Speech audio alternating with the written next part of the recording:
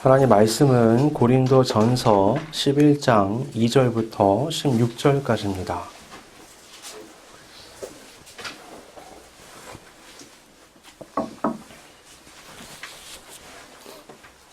고린도전서 11장 2절부터 16절까지입니다.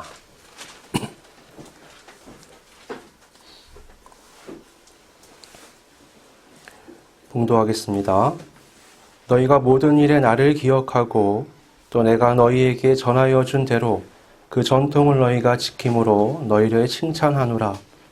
그러나 나는 너희가 알기를 원하노니 각 남자의 머리는 그리스도요 여자의 머리는 남자요 그리스도의 머리는 하나님이시라.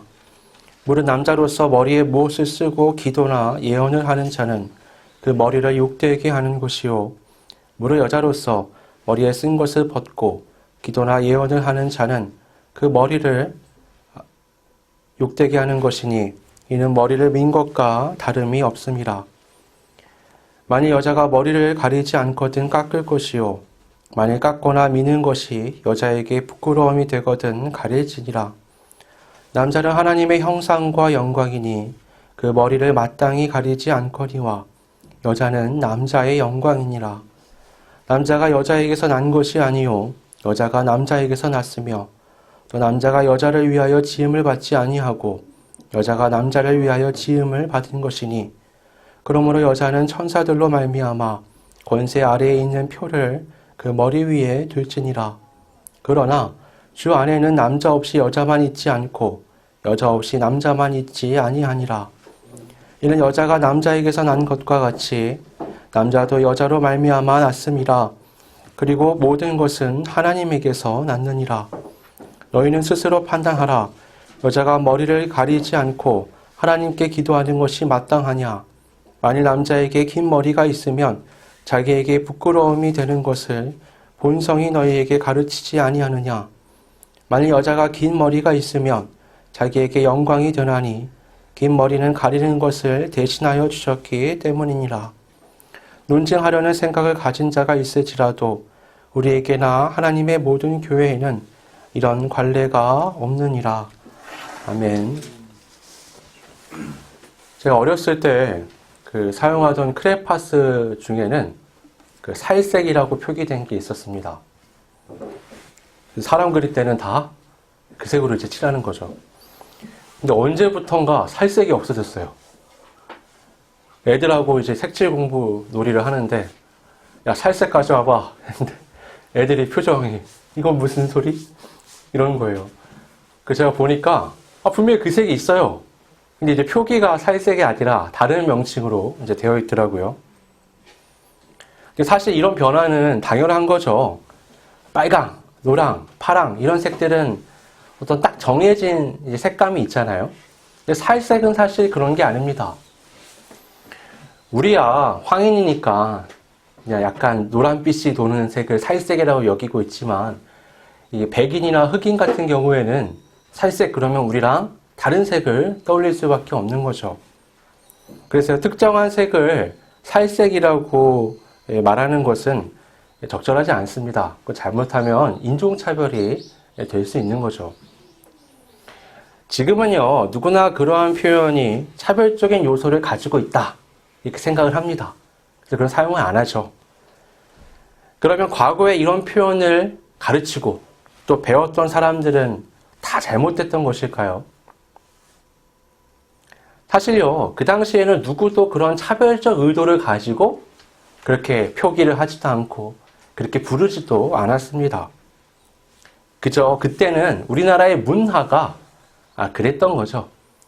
지금이야 우리가 이제 다문화 사회가 되었고 또 가속화되고 있지만 한 30년 전을 떠올려 보시면요. 그때만 해도 거리에서 외국인을 발견하는 건 굉장히 드문 일이었어요. 저는 깜짝깜짝 놀랐습니다. 그 어릴 때 외국인을 거리에서 만나면은 너무 신기해서 한참을 뚫어져라 쳐다보게 되죠. 여러분 이 외국인이란 표현도요. 사실 국적이 다르다는 의미잖아요. 근데 우리는 어떻게 사용하냐면 이걸 보통 한민족이 아닌 외형이 다른 사람들, 그러니까 인종이 다른 사람들을 우리가 외국인이라고 표현을 해요. 그만큼 이 사회가 굉장히 닫혀 있었다라고 말할 수 있는 겁니다. 그래서 우리나라 이 문화 속에서 살았던 사람들은요, 이 사람에 대한 개념의 폭이 굉장히 좁을 수밖에 없었던 거죠. 여러분, 모든 표현에는요, 그 사람이 살아가고 있는 그 사회의 문화라는 한계가 있습니다. 문화는요, 그 사회가 오랫동안 쌓아온 결과물이죠. 그들의 언어, 지식, 역사의 경험이 한데 어우러져서 이제 문화가 되는 겁니다. 예를 들어서요, 우리나라에는 인사가 뭐예요? 다 안녕이 들어가죠. 안녕히 주무셨어요. 안녕하세요. 안녕히 가세요. 안녕히 다녀오세요. 왜 안녕이란 말이 들어가냐면, 안녕이라는 게 뭐예요, 여러분? 죽지 않고 잘 살아 있었냐? 뭐 이런 뜻이잖아요. 하도 외세의 침략을 많이 당하고 전쟁을 많이 겪다 보니까 하루아침에 사람이 죽어나가는 거죠. 그런 상황들 속에서 인사는 안녕이 되는 겁니다. 미국식 인사를 보면은 굉장히 다르잖아요. 거긴 다 굿이 들어가요. 굿모닝, 굿 애프터눈 이러면서 우리나라 말로 어때요? 좋은 아침, 좋은 점심, 좋은 저녁 다 좋다라는 의미가 들어가잖아요. 살아왔던 역사 또 그들이 경험했던 그 역사가 다르기 때문에 이런 인사말에도 차이가 생겨나는 겁니다. 음식도요, 살펴보면 그런 차이를 발견할 수 있어요. 여러분, 국밥은요, 외국에서는 찾아보기 힘든 겁니다. 처음부터 조리할 때 섞여서 나오는 경우는 있어요. 우리는 어떻죠? 밥 따로 해놓고 국 따로 끓인 다음에 국에다가 밥을 말아서 국밥으로 해먹잖아요. 그런 것도 다 급박한 상황 속에서 빨리 음식을 먹어야 하는, 뭐 피난길을 간다든지, 뭐 빨리 장소를 옮겨야 한다든지, 아니 음식을 천천히 즐기면서 먹을 수 없는 우리의 역사가 그런 문화를 만들어내는 겁니다. 또 내장을 요리해서 먹는 문화도 먹거리가 없기 때문에 생겨난 결과들이죠. 나무 껍질도 먹는 판에 내장을 먹지 못할 이유가 없었던 거죠. 또 어떤 분은 그런 얘기도 하더라고요. 영국에는 판타지 문화가 발달을 하고 일본은 귀신 문화가 이제 발달을 했잖아요. 왜 그런가? 둘 다 섬나라다. 그러니까 섬나라는 한계 속에서 옛날에는 바다 건너를 나아가서 사람들이 만나거나 그 세계를 경험하기가 어렵잖아요. 그러니까 이게 자꾸 상상력이라는 게 생겨날 수밖에 없고 이렇게 커지다 보니까 그런 판타지 문화 또 귀신 문화가 그 나라들마다 고유한 문화로서 발전하게 되었다. 이렇게 보는 말들도 있습니다. 우리나라의 경우에는 한이라는 게 가장 특유의 문화로 자리 잡고 있잖아요. 한국인의 특징. 그래서 한이라는 게 명칭이 외국에서도 이제 한 자체로 표현을 할 만큼 우리나라 특유의 감정이 되어 있습니다. 이런 것들이요, 이제 역사로 인해서 생겨나는 색다른 문화들입니다. 이런 문화들 차이 때문에요, 우리는 다른 문화에서 쓰여진 책들, 이 저서들을 볼 때 조금 이거를 필터를 걸쳐서 우리식으로 알맞게 이해해야 할 필요성이 있습니다. 이걸 잘못 적용하게 되면요, 있는 그대로 가져왔을 때는 큰 오해를 낳을 수가 있는 거예요. 오늘 본문이 그러한 아주 대표적인 성경의 말씀 중 하나입니다. 특히 여성 운동가들, 여성 신학자들이 이걸 가지고 이제 바울이 여성 혐오자다, 막 이렇게 정의를 내리고 굉장히 비난을 가하는 내용 중에 하나고, 이제 서양의 그 남녀 평등이 굉장히 보편화되어 있는 사회에 있는 남성들도 이 부분에 대해서는 굉장히 바울 편을 들기를 어려워하는 그런 이제 부문 중에 하나예요. 오늘날에는, 근데 사실 그런 오해를 소지를 살만하죠. 오늘날에는 남녀의 구별 자체를 말하는 것이 굉장히 금기시되는 어떤 문화 안에 우리가 있잖아요. 그러다 보니까 이 남자가 여자의 머리라고 말하는 표현은 여성분들한테는 굉장히 불쾌감을 가져올 수 있는 거죠. 사람으로서 어떤 기회와 가능성, 그런 부분에 있어서 성별에 따른 차별이 생기는 것은 안 됩니다. 그래서는 안 돼요. 그런데 그렇다고 해서 태생적인 어떤 차이를 무시하는 것은 또 적절해 보이지는 않습니다. 태생적으로 여러분 체격이 큰 사람도 있고 작은 사람이 있죠. 노래를 잘하는 사람도 있고 못하는 사람도 있고 어떤 지적인 활동에 대해서 더 적합한 사람이 있고 그렇지 않은 사람도 있습니다. 예술성이 높은 사람도 있고 아닌 사람도 있는 거죠. 이건요, 우월하냐 열등하냐 이런 얘기가 아닙니다.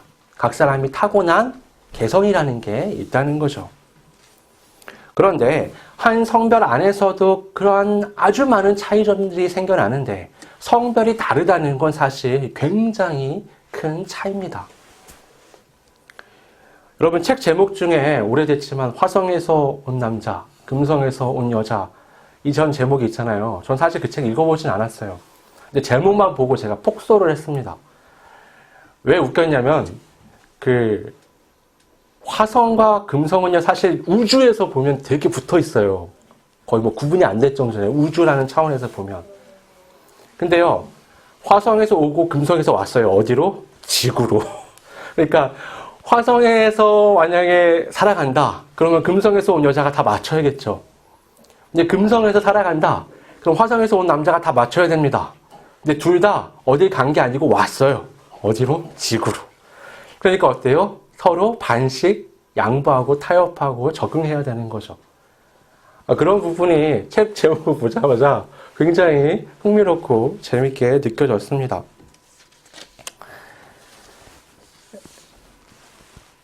그런 상황 속에서 남자가 머리다. 그러면 어때요? 왠지 여자가 종속되어 있고 남자한테 다 맞춰야 되는 것 같은 느낌이 들잖아요. 사실 이건요, 오해입니다. 그러니까 머리라는 표현이요, 권위를 나타내기도 하지만 성경 안에서 때로는 그것은 근원을 나타내기도 합니다. 어떤 물의 근원, 강줄기의 근원, 뭐 이런 표현을 하는 것처럼 머리는 근원을 나타내기도 하는데 오늘 본문의 문맥 전체를 살펴보면 이거는 권위에 대한 얘기가 아니고 근원에 대한 얘기라는 걸 알 수가 있습니다. 왜냐하면 11절, 12절에 가면요, 바울이 뭐라고 말하느냐? 여자가 남자에게서 난 것처럼 남자도 여자에게서 났고 모두가 하나님에게서 났다. 결과적으로 뭐예요? 그거 남녀의 차이는 없는 거야 라고 말을 하는 겁니다. 그런데 앞부분에 가서 갑자기 남자가 여자의 머리니까 상하 관계다라고 말하는 건 앞뒤가 안 맞는 거죠. 적절하지 않은 겁니다. 그래서 이러한 머리라는 표현이 담긴 3절 말씀의 이 표현은 어디까지나 근원에 대한 것이다 라고 우리가 이해하는 게 옳습니다. 이 머리라는 것, 이 근원에 대한 표현은요, 창조의 질서에 대한 것을 지금 강조해서 말하려고 이 표현을 사용하는 겁니다. 창세기를 보면 하나님께서 아담을 재우시고 그의 갈비뼈를 취해서 하와를 만드셨죠. 그것을 통해서 어떻게 해요? 남자에게서 여자가 났다라고 지금 말하는 겁니다. 아담은 또 어때요? 삼위일체 하나님의 그 창조 사역을 통해서 생겨난 존재잖아요. 그리고 성자 하나님은 성부 하나님께 순종해서 메시아로 이 땅에 보내심을 받아서 오셨습니다. 이런 관계들을 통해서 뭐라고 말하느냐? 여자의 머리는 남자고 남자의 머리는 메시아고 메시아의 머리는 하나님이시다라고 그 근원에 대한 설명을 지금 하는 겁니다. 그래서 이거를 왜 말하죠? 구별하려는 거예요. 어떤 차이를 얘기하려는 것이 아니라 그렇게 구분된다라는 것을 지금 말하는 겁니다. 이렇게 말함에도 불구하고 여자분들은 달갑지 않을 수 있습니다. 하지만 이 말씀의 배경이 예배라는 것을 우리가 염두하고 한번 생각을 해봐야 합니다. 이 당시에 기독교라는 건 생겨난 지 얼마 안 된 거예요. 그 뿌리가 뭐죠? 유대교죠. 유대교의 그 예배 형식은 어떠느냐? 예배의 상황은 어떠냐? 예배의 장소에는 여자가 들어가질 못합니다. 거기에 남자들만 들어가요. 그리고 수건 같은 후드를 이렇게 뒤집어 쓰고 예배를 드립니다. 여자들은 그 예배 밖에서 그냥 자기들끼리 모여서 또 예배에 참여를 하게 되는 거죠. 기독교가 생겨나면서 이 유대교에서 한 걸음 더 나아가게 됩니다. 여자들도 포함해서 모두가 다 함께 예배 장소에 들어오게 돼요. 함께 예배를 드립니다. 근데 이 각 사람의 외적 조건에 차이가 생기죠. 남자들은 썼던 수건을 벗습니다. 여자들은 수건을 쓰게 돼요. 그럼 왜 그런 차이가 생겨났느냐? 아예 변할 거면 다 그냥 똑같이 변하든가 왜 거기서 남녀를 그렇게 구별하느냐? 거기에는 이유가 있습니다. 남자가 수건을 벗고 머리를 드러내는 것은 예수 그리스도를 통해 예배가 새로운 시대에 들어갔다라는 것을 말하기 위해서입니다. 여러분, 예전에 모세가 하나님을 대면했던 일이 있죠. 대면하고 온 모세 얼굴이 너무 빛나니까 어떻게 해요? 수건을 얼굴에 덮잖아요. 그렇게 해서 사람들에게 빛이라는 걸 가리죠. 모세의 얼굴도 못 보는데 어떻게 하나님을 보겠습니까, 사람들이? 그래서 예배 때 어떻게 했냐? 남자들이 다 머리에 수건을 썼던 거예요. 근데 예수님께서 이 땅에 오셔서요, 하나님의 모습을 만민 가운데 보여주셨습니다. 예수님을 보았다는 건 하나님을 본 거예요. 그래서 어떻게 해요? 제자가 예수님께 하나님을 보여달라고 하니까 예수님 뭐라고 말씀하시죠? 나를 본 자는 이미 아버지를 보았다라고 말씀하십니다. 이제 우리의 눈으로 예수님을 통해 하나님을 보는 시대가 된 겁니다. 그렇기 때문에 어때요? 더 이상 수건은 필요가 없어진 거죠. 만약에 수건을 쓰고 예수님을 바라보고 하나님을 바라본다. 이거는 예수님이 이 땅 가운데 하나님의 영광을 나타내셨다는 것을 부정하는 게 돼버리는 겁니다. 고린도후서 3장 18절은 이렇게 말씀합니다. 우리가 다 수건을 벗은 얼굴로 거울을 보는 것 같이 주의 영광을 보매 저와 같은 형상으로 화하여 영광으로 영광에 이르니 곧 주의 영으로 말미암음이니라. 이 예수님의 영광을 통해 하나님을 보았기 때문에 더 이상 수건을 가리지 않는 겁니다. 그래서 여기서 수건을 쓴다는 건 오히려 하나님의 영광을 나타냈다는 예수님을 부정하게 되는 거죠. 또 수건을 써서는 안 됩니다. 반대로 여자의 경우는 좀 다릅니다. 이전까지 예배에 참여할 수 없었던 여자들은 이제 예배에 동일하게 남자들과 참여하게 되었죠. 그런데 수건으로 머리를 가려야만 했습니다. 오늘 본문에서요, 이 남녀 관계는 개별적 존재로 나타나지 않습니다. 여자의 머리가 남자고 남자의 머리가 그리스도고 이런 것처럼 서로 굉장히 유기적인 관계로 연결되어 있다는 것을 우리가 확인할 수 있죠. 그러니까 남편과 아내가 함께 예배에 나아올 때를 우리가 생각하면서 본문을 보면은 됩니다. 둘은요, 개별적 존재이긴 하지만 창조의 원리를 따라서 한 몸으로 유기적인 관계입니다. 이 당시의 사회에서 여자들이 머리를 수건을 덮지 않고 풀어헤친 상태로 다니는 사람들은 그 창녀가 직업인 사람들 뿐이었습니다. 또는 머리를 오늘 민다는 표현도 나오잖아요. 머리를 미는 여자들은 누구였냐면 거의 노예들이었어요. 그러니까 그 당시의 사회적인 상황에서 여자가 머리에 수건을 쓰고 있지 않다. 굉장히 이상한 거였습니다. 그런 상황에서 교회 안에 바울이 자유에 대해서 굉장히 많은 설명을 했었던 거예요. 우리가 알고 있지만 이 고린도 교회 안에는 자유에 대해서 잘못 이해하고 받아들이는 사람들이 있었죠. 그래서 어떻게 해요? 그리스도인의 자유를 그리스도인의 방종으로 바꾸는 사람들이 있었던 겁니다. 우상숭배에 드려진 고기들을 상관하지 않고 우상숭배 자리에도 나아가고 그래서 나는 자유인이라고 말하는 사람들이 있었던 거죠. 마찬가지로 이 고린도 교회 안에 어떤 여자들은 예배 가운데 수건을 벗고 머리를 풀어헤치고 나는 자유하다라며 그 안에서 예배 장소 가운데 그런 모습을 보이기도 했던 거죠. 근데 여러분, 교회 안에만 그런 문화가 있는 게 아니고 사회 전체에 여자들은 머리에 수건을 쓰는 문화가 있었던 거예요. 그런 상황에서 외부인들이 교회 안에 머리를 풀어헤친 여자들을 보았다. 그건 사실 굉장히 충격적인 사건이 되는 겁니다. 당사자는 나는 자유해라고 말하면서 풀어헤쳤지만 밖에서 보기엔 어때요? 저거는 자기들이 생각하기에는 창녀들이나 하는 행동인데 왜 교회 안에서 거룩하고 하나님을 믿는다는 사람들이 그러고 있지라고 받아들일 수 있는 겁니다. 그러니까 오늘날로 치자면은 굉장히 문란한 옷차림을 아주 밖에서 할 수 있는 것을 교회 안에서 예배 시간에 하고 있다라고 생각할 수 있는 겁니다. 그만큼 충격적이고 굉장히 이질감이 느껴지는 이 모습인 겁니다. 이건요, 이 개인의 문제를 넘어서요, 자기 남편에게까지 수치를 안기는 겁니다. 이 7절의 말씀을 보면요, 영광이라는 단어가 나오잖아요. 이 영광이라는 게 뭐냐면요, 이 당사자의, 이 대상에 대해서 내가 정확한 평가와 판단을 내리는 걸 얘기합니다. 그걸 내려서 표현하는 걸 얘기하는 거예요. 그래서 남자는요, 하나님의 영광을 드러내는 존재로서 머리에 수건을 쓰지 말아야 됩니다. 이걸 수건을 쓰는 순간 예수 그리스도를 통해서 이 땅 가운데 자기를 나타내신 하나님의 영광을 가리게 되는 거예요. 반대로 여자가 수건을 벗어버렸다. 그건 사회적 분위기 속에서 함부로 행동함으로써 남편에게까지 굉장히 비슷한 피해를 주게 되는 거죠. 남편의 영광을 가리게 되는 겁니다. 이 여자가 행동을 바르게 함으로써 남편의 어떤 평가나 판단까지도 사람들에게 보여주는 일이 되었던 거예요. 그 당시 문화에서는요. 그러면 오늘날 이 말씀은 우리에게 어떻게 적용이 되어야 하는가? 제가 초등학교 1학년 때요. 그때 우리 어머니가 왜 그러셨나 잘 모르겠는데 생각해보면 자립심을 키우려고 그랬던 것 같아요. 그 목욕탕이 꽤 떨어져 있었는데 혼자 가서 그 세신사분을 만나가지고 때를 밀고 와라 라고 저에게 혼자 보냈어요. 1학년 때.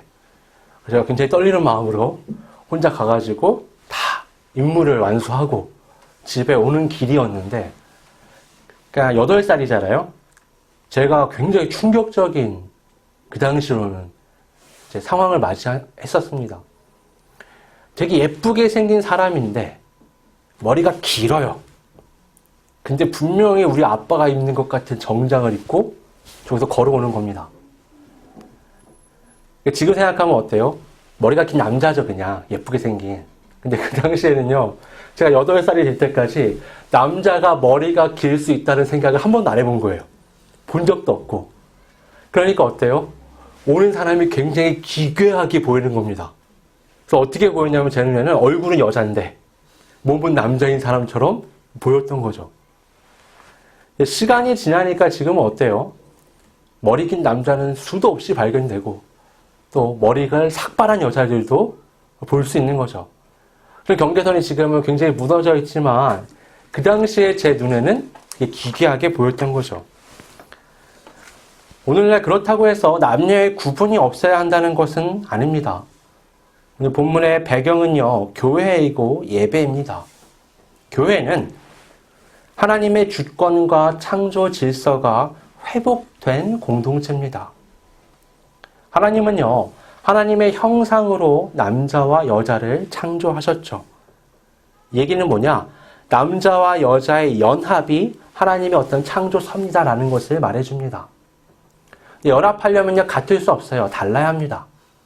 서로 다른 존재로서 남자와 여자가 있고 그들이 하나로서 화합하고 연합을 이룸으로써 하나님의 형상을 이 땅 가운데 나타내는 겁니다. 이러한 면에서 교회는요, 남녀를 차별하지는 않습니다. 성경도 남녀를 차별하지 않아요. 하지만 남녀를 구분은 하는 겁니다. 여러분, 왜 남녀를 이렇게 구분해야 되느냐? 그것이 하나님의 창조 질서이기 때문입니다. 여러분, 구원이라는 게 뭐죠? 죄 때문에 이 땅 가운데 하나님의 창조 질서가 파괴되었는데 그것들을 하나님의 구원을 통해서 다시 회복시키는 겁니다. 그래서 이거냐, 사람만이 구원을 꿈꾸는 것이 아니라 성경을 보면 모든 우주 만물이 그날을 고대하고 있다라고 말합니다. 교회는 그 회복된 창조 세계를 이 시대 안에 미리 앞당겨서 보여주는 공동체입니다. 그리고 그 주요 장이 뭐냐? 예배라고 지금 성경이 말하는 겁니다. 오늘날 시대는요, 굉장히 모호합니다. 모든 것을 자신의 뜻대로, 자신의 바람대로 살아가려고 하죠. 그래서 어디까지 갔느냐? 타고난 성별까지 바꾸려고 합니다. 의료기술이 얼마나 발달했는지 외적으로는 차이를 잘 못 느낄 정도예요. 근데 여러분, 이게 유전적으로 다 모든 것이 바뀐 겁니까? 정말 그렇게 새로 태어난 거예요? 아니잖아요. 요즘은 또 동성 간의 성적 교합을 당연한 것으로 여기기도 합니다. 이런 것들은 이 시대의 한 단면이죠. 오늘날 시대는요, 자신들이 원하는 것이 절대 선이라고 주장하며 멋대로 살아갑니다. 행복의 기준도, 성공의 기준도, 정의의 기준도 아주 모호해졌습니다. 그냥 뭐만 남았냐? 자기 만족의 쾌락만이 중요한 시대가 되어버렸습니다. 성경은 이러한 상태를 뭐라고 말하느냐? 심판이라고 말합니다. 로마서에서는요, 이렇게 멋대로 살아가는 상태가 자유한 것이 아니라 실은 하나님께 심판을 받은 상태다라고 말씀해요. 그래서 로마서 1장 28절 32절 우리 한번 찾아볼까요? 로마서 1장 28절부터 32절입니다.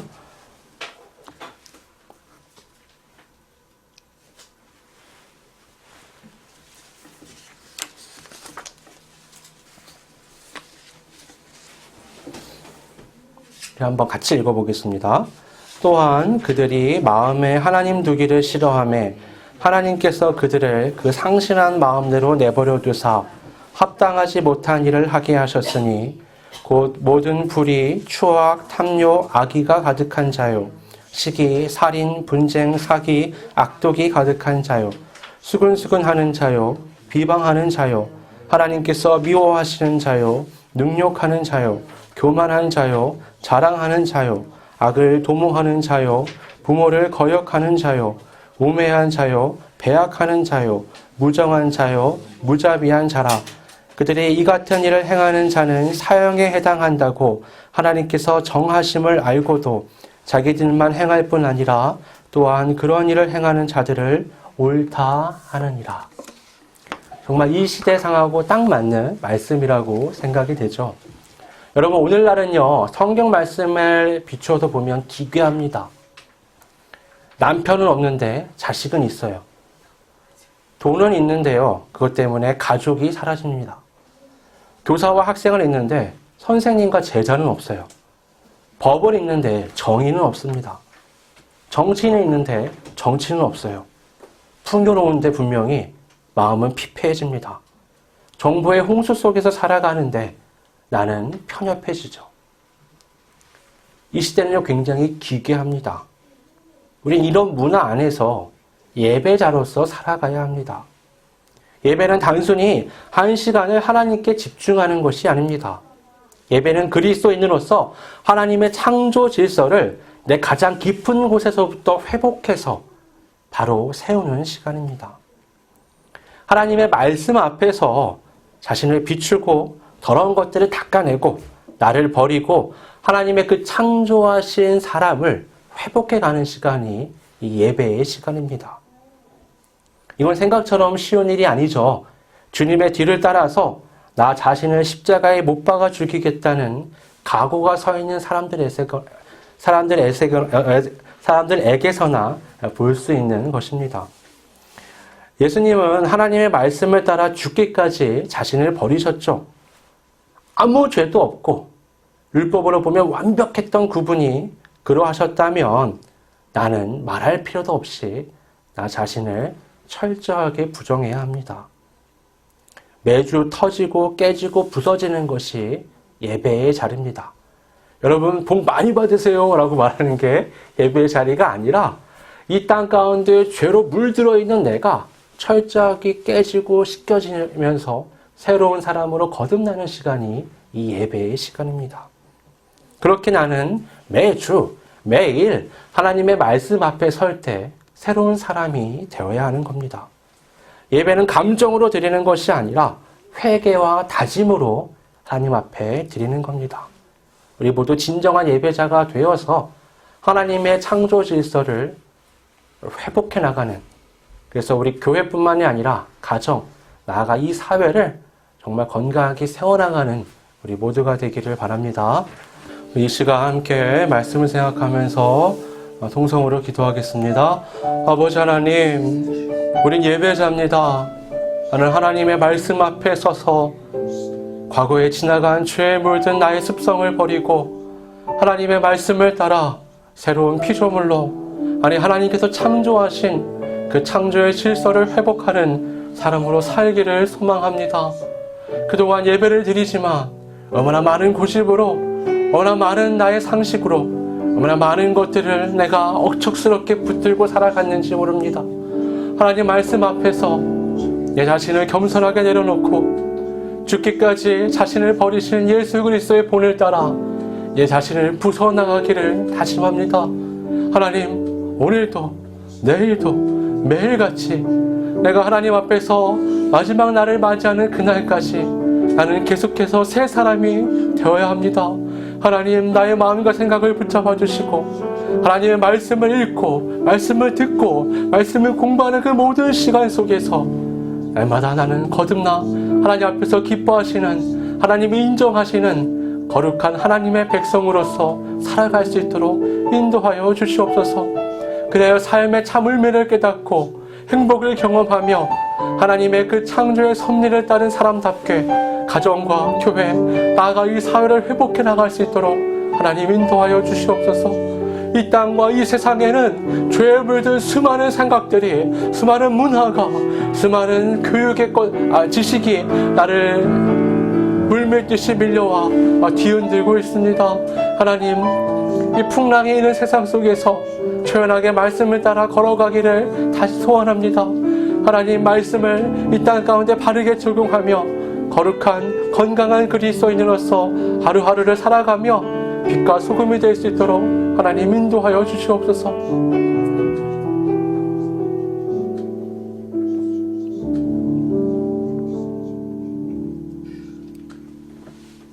아버지 하나님, 우리는 형식적인 예배의 시간에 앉아있는 자들이 아니라 우리의 삶을 통해서 하나님께 영광을 돌리는 예배의 자들입니다. 예배자답게 하나님의 하나님 되심을 나타내는, 하나님의 창조 질서를 따른 회복된 그리스도인으로 살아갈 수 있도록 인도하여 주시옵소서. 여전히 벗겨지지 않고 여전히 부서지지 않은 내 안에 남아있는 나의 모습들을 또 말씀 앞에 세우고 부숴냅니다. 하나님, 때로는 우리의 힘으로 불가능한 이 일을 성령께서 함께하여 주시고 이끌어 주셔서 나는 철저히 부서져 사라지고 오직 예수 그리스도만이 남는 온전한 그리스도인의 삶이 될 수 있도록 이끌어 주시옵소서. 그래, 그 그리스도를 나의 가족도 보고 나의 교우도 보고 이 세상 사람들도 보면서 정말 하나님께서 말씀하신, 주께서 명령하신 빛과 소금의 삶을 살아갈 수 있도록 이끌어 주시옵소서. 거룩하신 예수님의 이름으로 기도드립니다.